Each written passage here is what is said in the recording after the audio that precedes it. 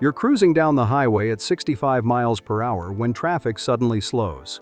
You press the brake pedal and immediately feel it, that unmistakable vibration rattling through your steering wheel like a jackhammer.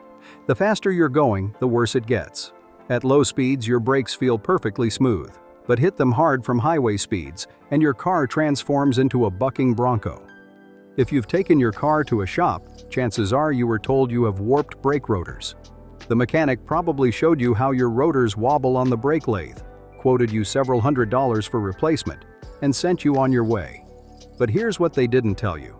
In over 40 years of professional racing, including work on the legendary Shelby Ford GT40 during one of the most intense brake development programs in automotive history, Carroll Smith made a startling claim.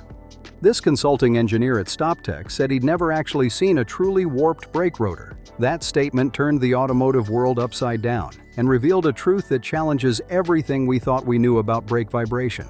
The real cause of your steering wheel shake isn't warped metal at all. It's something far more subtle and infinitely more interesting.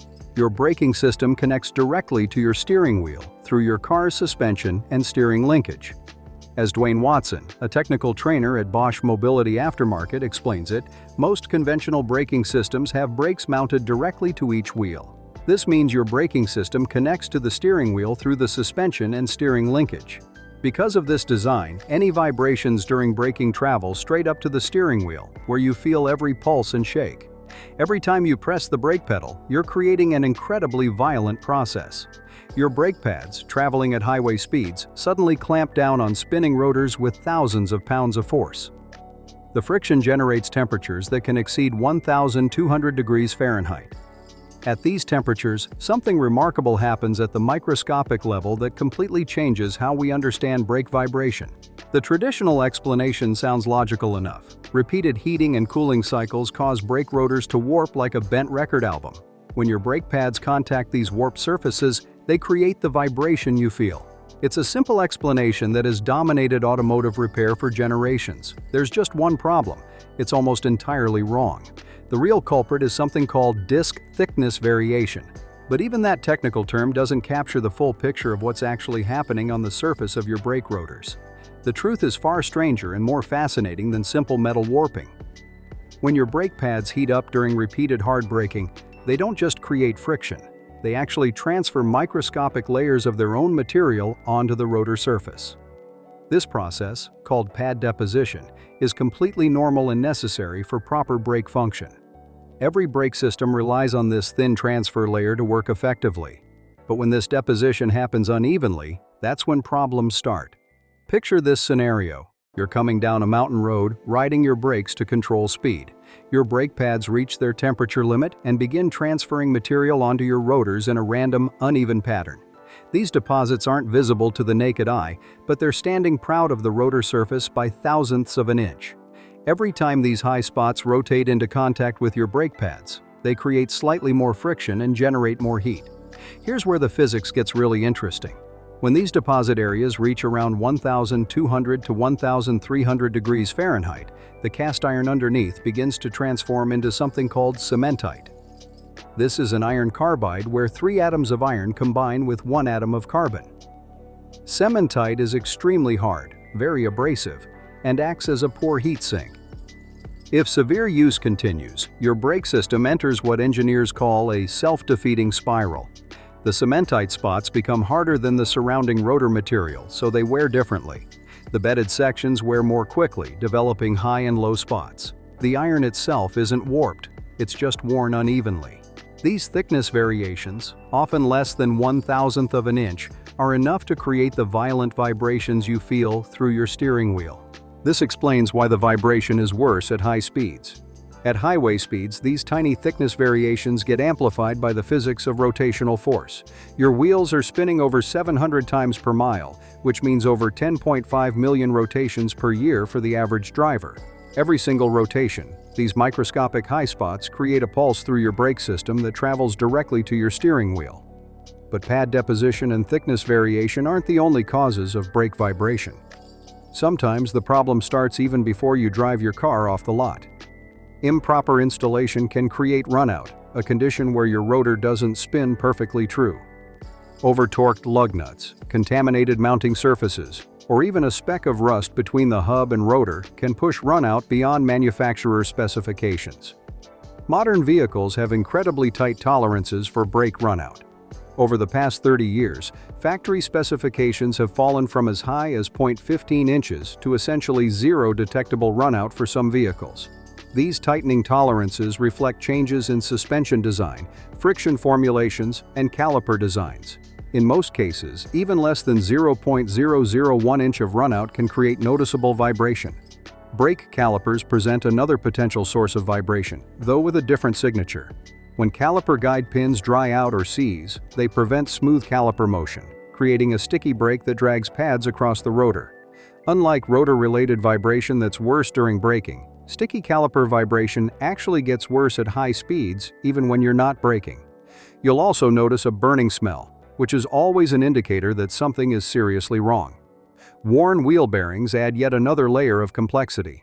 With millions of rotations and enormous loads, wheel bearing assemblies eventually develop play. Small wobbles or vibrations from loose bearings are usually felt most acutely when slowing and turning simultaneously, as the combined forces amplify any existing problems. The brake bedding process reveals just how critical proper brake-in procedures are for preventing vibration. When you install new pads and rotors, they need to be mated through a specific heating and cooling cycle. This process establishes an even layer of friction material deposited on the rotors from the brake pads. If bedding is carried out incorrectly, you get uneven pad deposition that creates irregular friction levels and high points on the discs. Professional brake bedding involves a precise sequence. First, 5 moderate to aggressive stops from 40 miles per hour down to 10 miles per hour in rapid succession without letting the brakes cool. Then, 8 to 10 hard decelerations from 55 to 65 miles per hour down to 25 miles per hour with proportionate cooling intervals between each stop. The key is building heat gradually while avoiding complete stops that can cause pad imprinting, literally stamping the outline of your brake pad onto the rotor surface. Successful bedding results in rotors with an even, light gray coating and brakes that feel smooth and responsive without vibration or noise. Skip this process, and you're almost guaranteed to develop vibration problems down the road. The costs associated with brake vibration repairs reveal the financial impact of this widespread problem. Replacing brake pads and rotors typically runs $300 to $600 per axle, with complete four-wheel replacements ranging from $600 to $1,200 or more. High-performance vehicles can push these costs dramatically higher. Brake service on a carbon ceramic-equipped Mercedes-AMG can exceed $15,000. Labor rates continue climbing in 2024, with brake service running $90 to $200 per hour at professional shops. A shortage of qualified mechanics and rising costs of living are driving these increases. For DIY repairs, parts costs typically run $150 to $300 per axle, but proper bedding and installation remain critical for preventing future problems. The automotive industry continues debating whether rotors actually warp or if thickness variation and pad deposition explain all brake vibration. Traditional mechanics point to visibly wobbling rotors on brake lathes as proof that warping occurs. When one forum member saw several of his vehicle's rotors visibly wobbling away on a brake lathe, he insisted it wasn't due to pad deposits but rather junk OE rotors. Some you didn't even need to put a straight edge on to see the wobble. But StopTech's research suggests a more nuanced reality. While extreme conditions can potentially cause true rotor warping, the vast majority of brake vibration cases involve pad material transfer and resulting thickness variations. Modern brake rotors, especially on performance platforms, use improved materials and designs that make true plastic deformation relatively uncommon in street-driven cars. The shift toward thinner, lighter rotors in modern vehicles has changed the repair landscape dramatically. Where rotors could once be machined flat and reused, today's rotors are designed as disposable components. There's simply not enough material to machine away, and the cost of machining approaches the price of new rotors anyway. This evolution reflects broader changes in automotive design philosophy. Modern vehicles prioritize weight reduction for fuel economy, leading to components that are optimized for replacement rather than service. It's more cost-effective to design lightweight, inexpensive rotors that get replaced entirely rather than heavy, expensive ones that can be repeatedly machined. Prevention remains far more effective than repair when dealing with brake vibration. Following proper maintenance schedules can prevent most vibration problems before they start. That means brake inspections every 6,000 miles, pad replacement every 30,000 to 70,000 miles depending on driving habits, and regular tire rotation and balancing. Driving habits play a crucial role in brake longevity. City driving with frequent stops typically requires brake service every 40,000 miles, while highway driving can extend this to 60,000 miles. Avoiding hard stops from high speeds, especially when brakes are already hot, prevents the extreme temperatures that cause problematic pad deposition.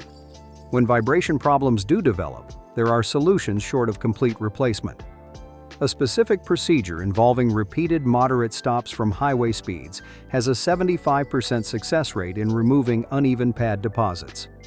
However, if rotors have developed hard spots due to excessive heat, only specialized Blanchard grinding can remove them, often making replacement the more cost-effective option. The racing community has developed innovative techniques for dealing with pad deposits. Cold race pads actually act as portable brake lathes, polishing away their own transfer layer as they cool down. Some racers deliberately drive home from track events on race pads, letting them clean the rotors during the cool-down process before switching back to street pads. Safety concerns make brake vibration more than just a comfort issue. Chronic vibrations can cause brake calipers, bolts, pads, and ABS sensors to loosen or wear prematurely. What starts as a relatively inexpensive repair can cascade into much more expensive problems if ignored. More critically, vibration can reduce braking efficiency and compromise steering control, making your vehicle genuinely unsafe to drive. Modern brake technology continues evolving to address these challenges. Improved friction materials, better rotor designs, and more sophisticated manufacturing processes all work to minimize vibration problems. However, the fundamental physics of friction and heat transfer remain unchanged, meaning proper installation, bedding, and maintenance remain critical. Understanding the real causes of brake vibration empowers you to make informed decisions about repairs and maintenance. Whether your steering wheel shakes due to pad deposits, thickness variation, improper installation, or one of the other factors we've discussed, you now know that the simple warped rotor explanation tells only part of the story. The next time you feel that telltale vibration through your steering wheel during high-speed braking, remember that you're experiencing the result of complex interactions between friction materials, metallurgy, heat transfer, and precision manufacturing. It's not just a warped piece of metal, it's a fascinating glimpse into the incredible forces and temperatures your braking system manages every time you press the pedal. Those vibrations represent your brake system crying out for attention, whether through proper bedding, careful installation, or simply replacement of components that have reached the end of their service life. Listen to what your car is telling you, address problems early, and you'll enjoy smooth, confident braking for years to come. Make sure you subscribe